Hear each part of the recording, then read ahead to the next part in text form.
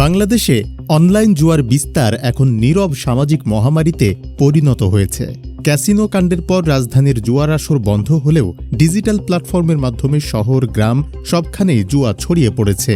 Smartphone, সুলভ internet এবং সহজ অনলাইন লেনদেন ব্যবস্থার কারণে sports, sports, video game, crypto কিংবা মিম কয়েন সবকিছুতেই এখন এক ট্যাপে বাজি ধরা যায়। অনলাইন জুয়ার ভয়াবহ উদাহরণ কিশোরগঞ্জের বাজিতপুরের গজারিয়া গ্রাম, যা এখন জুয়ার গ্রাম নামে পরিচিত। মাত্র কয়েকজন এজেন্ট রাতারাতি কোটি টাকার মালিক হলেও শত শত মানুষ সর্বস্ব হারিয়ে নিঃস্ব হয়েছে।